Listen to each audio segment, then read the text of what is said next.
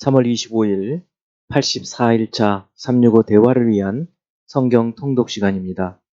오늘 읽으실 말씀은 사무엘 하 4에서 6장이고 묵상하실 본문은 사무엘 하 4장 1에서 12절입니다. 말씀의 개요입니다. 다윗이 유다의 왕으로 있을 때에는 사울의 가문과 다윗의 가문이 동시에 나라를 다스리는 두 국가 체제가 됩니다.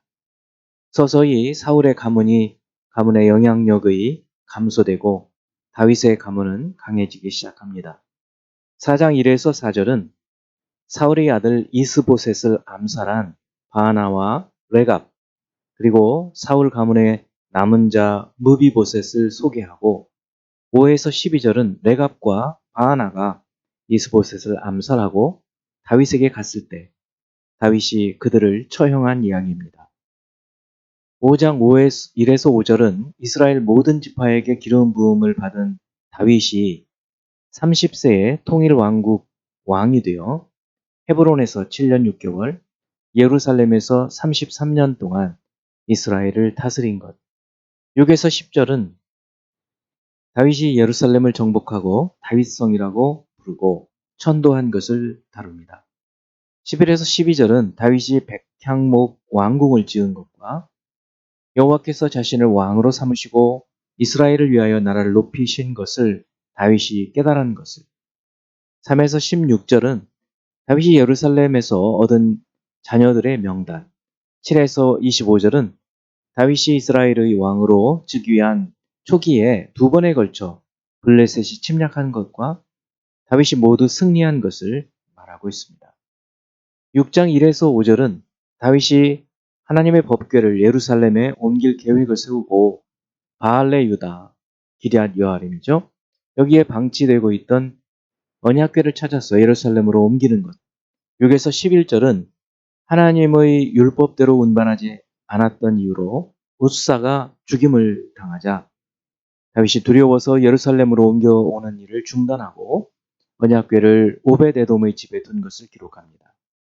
12에서 15절은 오벳에돔의 집을 축복해 주신 것을 보고 용기를 얻어 다시 하나님의 법궤를 예루살렘으로 옮기며 다윗이 기뻐서 힘을 다해 춤을 춘 것을.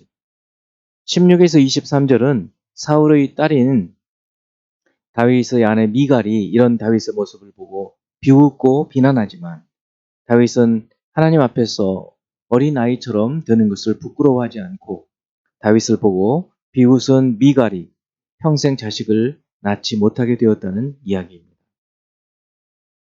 이제 예수 그리스도를 닮아가고자 하는 우리의 목표를 향한 여행을 위해서 질문하고 대답하는 시간을 갖습니다. 사무엘하 4장 6에서 7절. 레갑과 그의 형제 바하나가 밀을 가지러 온 채하고 집 가운데로 들어가서 그의 배를 찌르고 도망하였더라. 그들이 집에 들어가니 이스보셋이 침실에서 침상 위에 누워 있는지라. 그를 쳐 죽이고 목을 베어 그의 머리를 가지고 밤새도록 아라바 길로 가. 이 부분을 어떻게 이해해야 할까요? 6절과 7절이 상반되어 보이는 이야기처럼 보이는데 어떻게 해석을 해야 될지 생각해 보시기 바랍니다. 6절과 7절은 모두 같은 이스보셋 살해 사건을 다루고 있는데 다른 관점으로 묘사하고 있죠. 7절은 6절을 조금 더 자세히 묘사하고 있습니다. 히브리어에서는 앞의 내용을 관점을 좀 달리해서 더 구체적으로 표현하기도 합니다. 바로 이런 부분이 그렇습니다.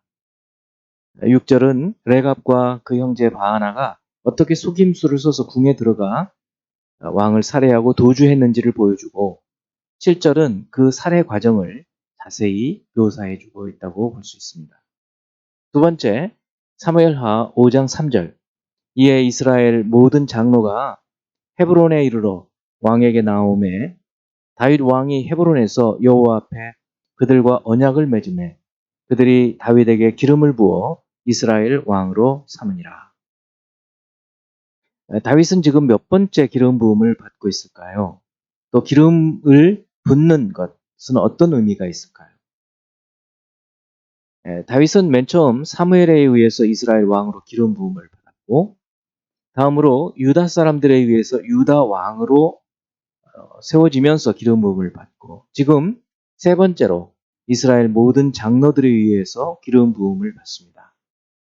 기름 부음을 받는 것은 하나님과 하나님의 맡기신 일을 위해 구별되고 성별되었다는 의미를 가집니다. 세 번째, 사무엘하 5장 12절. 다윗이 여호와께서 자기를 세우사 이스라엘 왕으로 삼으신 것과 그의 백성 이스라엘을 위하여 그 나라를 높이신 것을 알았더라. 어떻게 다윗은 여호와께서 이 모든 일을 행하신 것을 알 수 있었을까요? 히브리어의 알다라는 동사의 뜻은 무엇을 피상적으로 아는 것이 아니라 체험을 통해서 본질까지 파악하는 것을 의미합니다.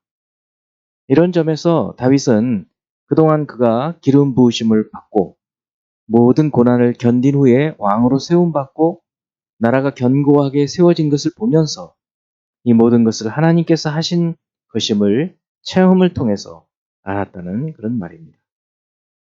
네 번째, 사무엘하 5장 23절. 다윗이 여호와께 여쭈니 이르시되 올라가지 말고 그들 뒤로 돌아서 뽕나무 숲을 맞은편에서 그들을 기습하되. 전쟁의 급박한 상황에서 다윗은 여호와께 다시 묻습니다. 하나님은 그때마다 응답하시고 다윗은 여호와께서 말씀하신 대로 행함으로 승리하게 됩니다. 반면에 이전에 사울은 여호와께 물었을 때 하나님께서 꿈으로도 우림으로도 선지자로도 대답하지 않으셨던 것을 봅니다. 하나님은 왜 이렇게 두 사람을 차별하실까요?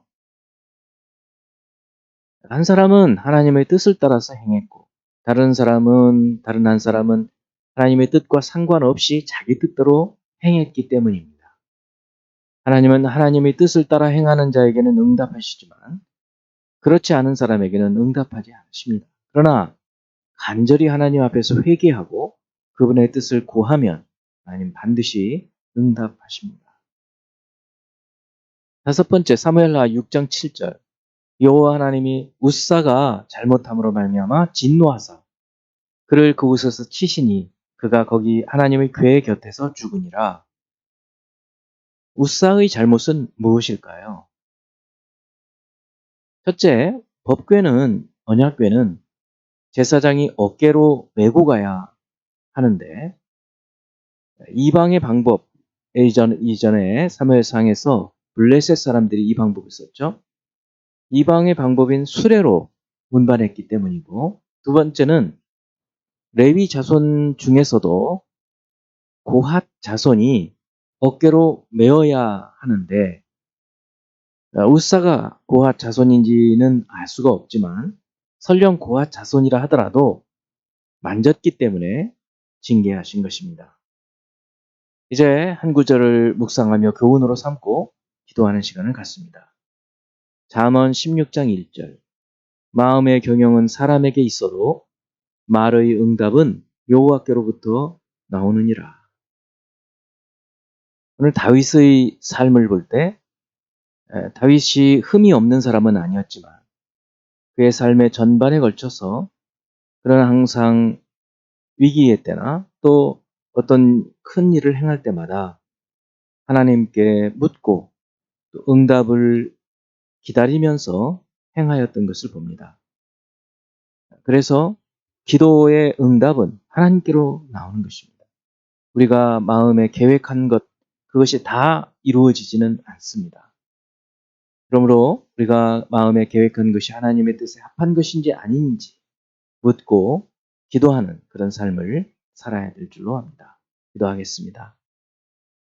하나님 아버지, 우리 인생의 길을 하나님께서 주장하시고 인도하시는 것을 믿습니다.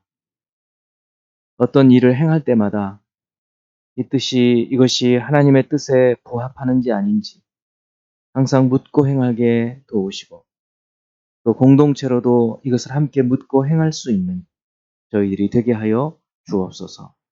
예수 그리스도 이름으로 기도합니다. 아멘.